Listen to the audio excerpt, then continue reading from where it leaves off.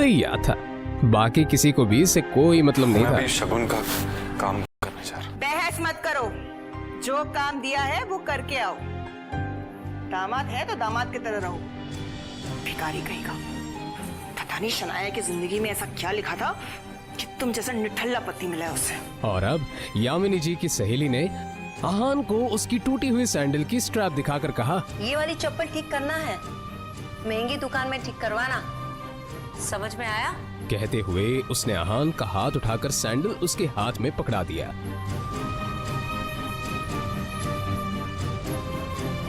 ना चाहते हुए भी आहान को यह काम करना ही पड़ रहा था।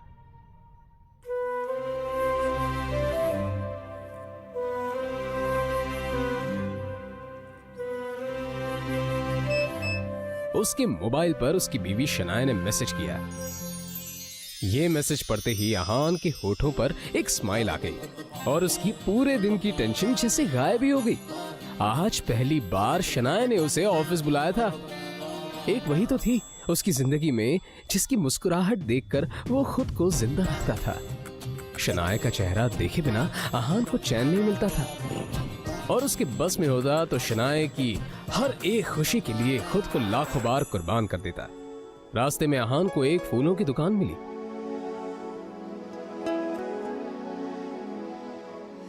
और अपना पर्स निकालकर देखने लगा। उसमें सिर्फ 500 का एक नोट पड़ा हुआ था। जैसे ही आहान वापस मुड़ा तो उसे शगुन का काम और अपनी सास के दिए हुए काम याद आ गए। उसने एक नजर घूर कर उस सैंडल की तरफ देखा और कहा, माफ करना आंटीज और सासू माँ, आप लोगों को सादर प्रणाम। पर शनाया से बढ़कर मेरे लिए और कुछ नहीं है। थोड़ी सी डांट सुन लेंगे आपसे।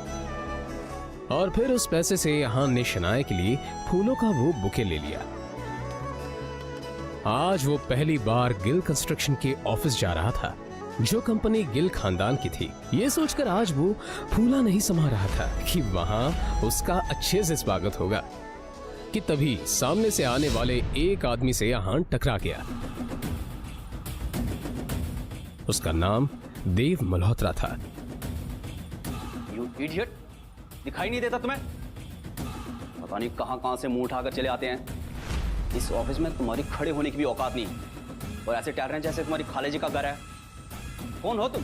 शायद देव मल्होत्रा ने भी उसके बदरंग कपड़ों से उसे नौकर या ऑफिस बॉय ही समझ लिया था। मल्होत्रा ने एक नजर नीचे पड़े बुके की तरफ देखा और फिर उसे अपने पैरों तले कुचल के बाहर निकल गया। आहान ने अपना सर झुकाए बस उस बुके की तरफ देखा। उधर शनाया अंदर से ये नजारा देख रही थी। तभी आहान की नजर शनाया पर पड़ी तो एक पल के लिए वो अपनी बेइज्जती भूल गया और वो शनाया के केबिन में दाखिल हो गया। वो शनाया की तरफ बढ़ा। अब जाने भी तो शनाया, जो हुआ मेरे साथ वो हुआ और तुम इतना टेंशन क्यों ले रही हो? जो बात गई वो बात गई। तभी शनाया चीखते हुए बोली, दूर हटिए आप मुझसे, दूर हटिए। आप चले क्यों नहीं जाते मेरी जिंदगी से? नर्क बना रखी है मेरी जिंदगी। आहान को एकदम से झटका सा लगा। वो खुले मुंह से शनाया की तरफ देखता रह गया। तभी शनाया आगे बोली, पता नहीं कौन से बाबू की सजा मिल रही है मुझे। नहीं, आप चाहते क्या? पापा ने हम दोनों की शादी जबरदस्ती करवाई थी, वरना आप तो कभी मेरे लायक थे ही नहीं। और आज भी आपको पति कहते हुए मुझे शर्म आती।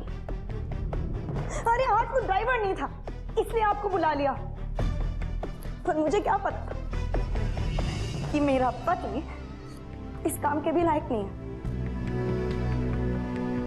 यहां आकर आपने मेरे सबसे पुराने क्लाइंट मिस्टर मल्होत्रा को नाराज कर दिया है। अब कैसे होगा काम मेरा?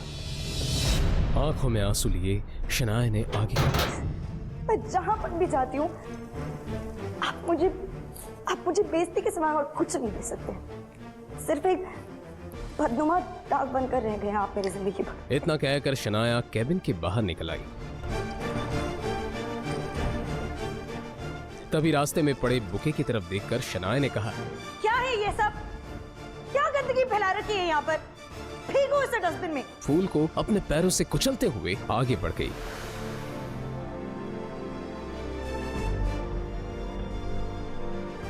मल्होत्रा अपनी कार में बैठा पहले से शनाया का इंतजार कर रहा था। फिर अहान के सामने ही शनाया अपने क्लाइंट मल्होत्रा के कार में बैठी और बिजनेस के सिलसिले में वहीं से जा चुकी थी। तभी अहान के सामने काली रंग की कार आकर रुकी, जिसमें से एक अधेड़ उम्र का शख्स बाहर निकला। अहान उसे देखते ही चौंक गया, क्योंकि उसकी यहाँ आने की उम्मीद अहान को बिल्कुल नहीं थी। वो आदमी अहान के सामने आकर बोला, यंग मास्टर, एशिया की सबसे अमीर कंपनी और रायजादा ग्रुप के अरबों रुपए का बिजनेस एम्पायर आपका इंतजार कर रहा है। वक्त आ गया है कि आप आकर अपना बिजनेस संभालें। आखिर कौन है ये आदमी? अहान के साथ शनाया के इस बर्ताव का कारण क्या है? क्या है अहान की कहानी? जानने के लिए बने रहिए इस कहानी के साथ, सिर्फ और सिर्फ पॉकेट FM ऐप पर।